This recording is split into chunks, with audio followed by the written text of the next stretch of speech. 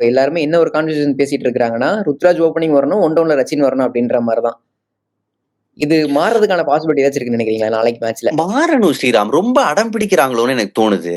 ஏன்னா, இப்போ அவரோட பெஸ்ட் இயர்ஸ் ருத்ராஜ் கெய்க்வாடுக்கு நம்ம ஓப்பனிங்ல தான் வந்திருக்கு. அண்ட் அவரும் டெவான் ஒரு super opening combination left right.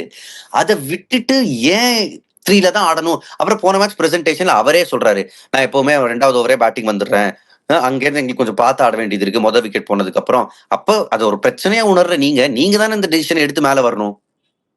Okay. So அவரு தான் மேல வரணும். இதுதான் பெட்டர்.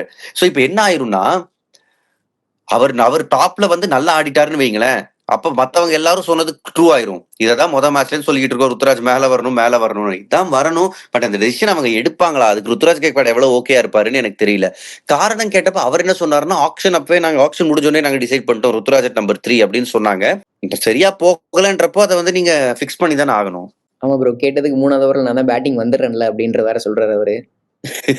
அப்ப வரும்போதே பிரஷர்ல வர்றதுக்கு 0 for 0லயே வரலாம். ப்ரோ உங்களோட எக்ஸ்பெக்டேஷன் என்ன? நாளைக்கு மறுபடியும் விஜய் சங்கர் அவரே எடுத்துட்டு வருவாங்களா? இல்ல மறுபடியும் ஒரு ட்ரை தீபகுடாக்கு போலாம் அப்படின்ற மாரி எதுவும் முயற்சிகள் எடுப்பாங்களா? எனக்கு தெரிஞ்சு மாட்டாங்க ஸ்ரீராம். ஏன்னா இந்த டீம் அந்த மாரி பண்ண மாட்டாங்க. அண்ட் போன மேட்ச் விஜய் சங்கர் நெறைய கிரிட்டிசிசம் இருந்தாலும், அங்கேருந்து வந்த மெசேஜஸ் ஏத்துதான் அவர் விளையாடி இருப்பாருன்னு எனக்கு ஒரு இது. ஏன்னா தோனியுமே அதானே பண்ணாரு. சோ அவங்க இந்த ஆமா. மேட்ச் ஜெயிக்க முடியாது. டிசைட் பண்ணி எவ்வளவு வேணாலும் எடுத்துட்டு போலாம் கொஞ்சம்னு தான் அவங்க பார்த்தாங்க. அந்த அப்ரோச்ல வேணா மாற்றம் எடுத்துட்டு வரலாமே தவிர, வேற எந்த மாற்றமும் நான் வந்து பேட்டிங் ஆர்டர்ல நான் நிஜமா பார்க்கல ஸ்ரீராம். தீபக் வந்தாலும் இதே தான் பண்ண போறாரு. மேபி அவர் வந்து ஆப்போசிட்ல தீபக் வந்து சூப்பரா விளையாடினாருன்னா, எனக்கு ஒரு பிளசன்ட்லி சர்ப்ரைஸ். நான் தப்புன்னு நான் ஒத்துக்கிறேன்.